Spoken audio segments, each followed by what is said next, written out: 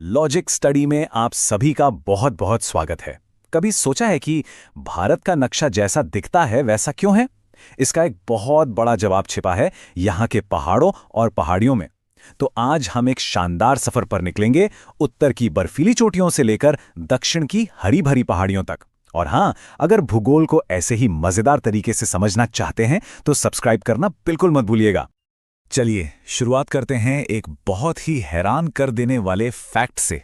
क्या आप अंदाजा लगा सकते हैं कि भारत का लगभग आप कह सकते हैं 1/3 हिस्सा, जी हां 1/3, पहाड़ों और पहाड़ियों से ढका हुआ है। ये कितना बड़ा इलाका है सोचिए जरा।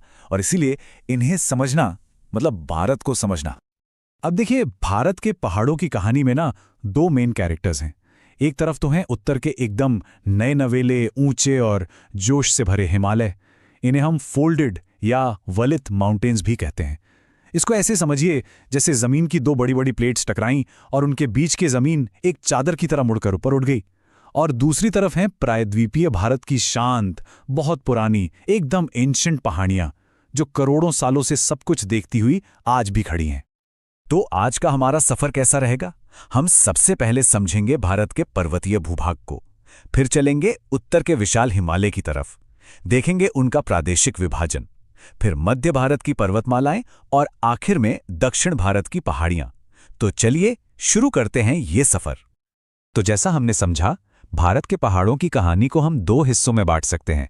एक उत्तर का नया नवेला हिमालय और दूसरा प्रायद्वीप की बहुत पुरानी पर्वतमालाएं। चलिए सबसे पहले उत्तर के विशाल हिमालय से ही अपनी यात्रा शुरू करते हैं।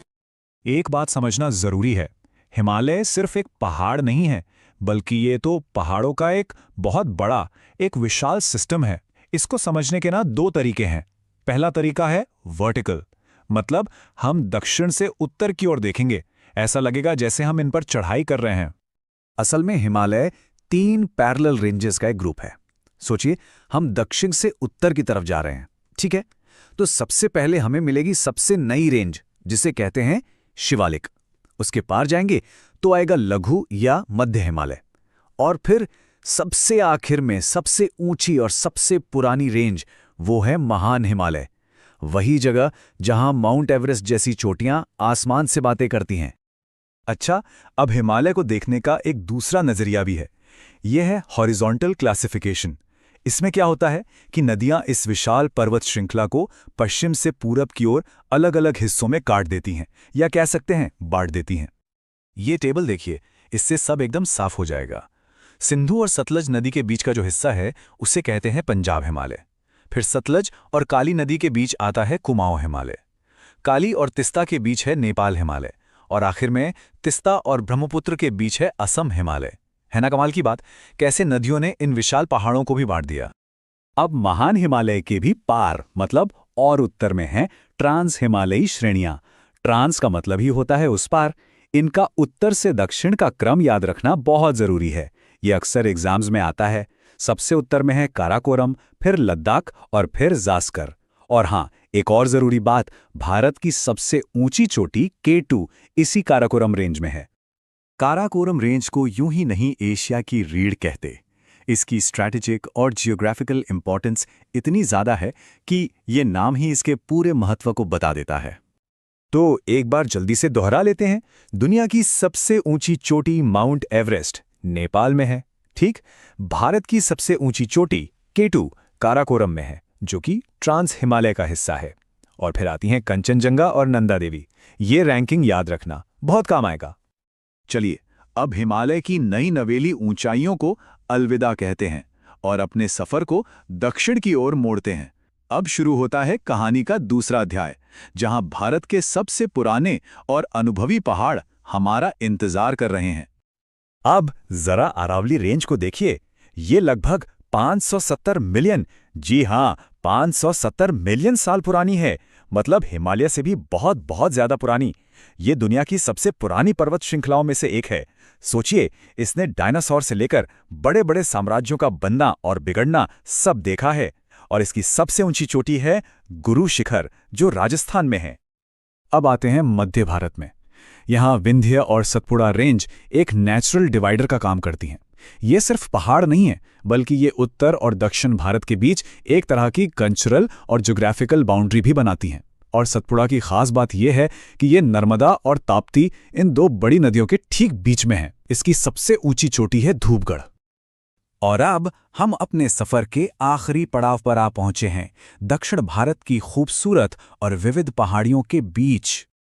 तो यहाँ एक बहुत ही मजेदार सवाल उठता है। भारत के दो बड़े घाट हैं, पूर्वी घाट और पश्चिमी घाट। ये दोनों आखिर मिलते कहाँ हैं? कोई अंदाजा है? इसका जवाब है नीलगिरी की पहाड़ियां। जी हां, यही वो जगह है जहां ये दोनों घाट आकर गले मिलते हैं। और इनकी खूबसूरती इतनी कमाल की है कि इन्हें पहाड़ियों की रानी या क्वीन ऑफ हिल्स भी कहा जाता है। अगर इन दोनों घाटों की सबसे ऊंची चोटियों की बात करें तो पश्चिमी घाट की सबसे ऊंची चोटी है अनामुदी और वही पूर्वी घाट की सबसे ऊंची चोटी है महेंद्रगिरी। ये एक बड़ा डिफरेंस है, इसे याद रखिएगा। दक्षिण भारत की पहाड़ियों के ऑर्डर को याद रखने का सबसे अच्छा तरीका है एक यात्रा की तरह सोचना। मान लीजिए हम उत्तर से दक्षिण की ओर जा रहे हैं, तो सबसे पहले आएंगी नल्लामलाई और जावडी हिल्स। फिर हम पहुंचेंगे उस जादुई जगह पर जहां दोनों घाट मिलते हैं, यानी नीलगिरी। उसके ठीक दक्षिण में है अन्नामलाई, जहां दक्षिण भारत की सबसे ऊंची चोटी अनामुदी है। और हमारा ये सफर खत्म होता है भारत के सबसे दक्षिणी छोर पर, इलायची की खुशबू वाली कार्डामोम पहाड़ियों पर। तो हमने उत्तर से लेकर दक्षिण तक का ये पूरा सफर तो तय कर लिया, पर असल सवाल ये है कि आखिर ये पहाड़ हमारे लिए इतने जरूरी क्यों हैं? क्या मतलब है इनका? देखिए, इनका महत्व बहुत ही ज्यादा है। हिमालय से गंगा और यमुना जैसी नदियां निकलती हैं जो साल भर बहती हैं और करोड़ों लोगों की प्यास बुझाती हैं। यही पहाड़ मानसून की हवाओं को रोककर पूरे उत्तर भारत में बारिश करवाते हैं।